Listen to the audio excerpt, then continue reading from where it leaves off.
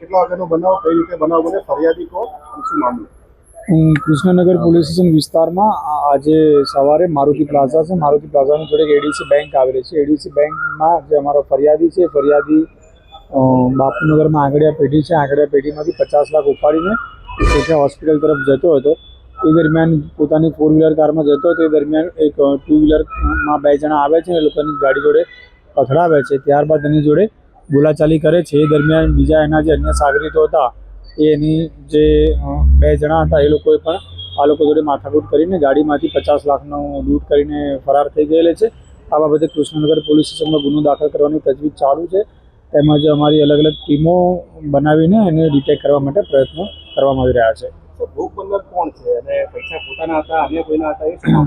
જે ભોગ બનનાર છે, એ ભોગ બનનાર જ્યાં નોકરી કરે છે, એ જે કોઠા હોસ્પિટલની કોઈ ફાર્મસી છે એમાં નોકરી કરે છે, અને ત્યાંના જે રૂપિયા તે રૂપિયા લઈને એ આંગડિયા પેઢીમાંથી ઉપાડીને ત્યાં આગળ જતો હતો.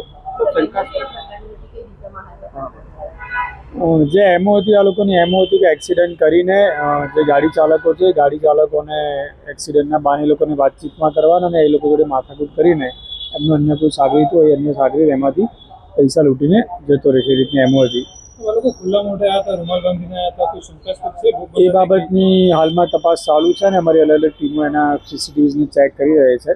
એ બાબતની તપાસ કરીશું.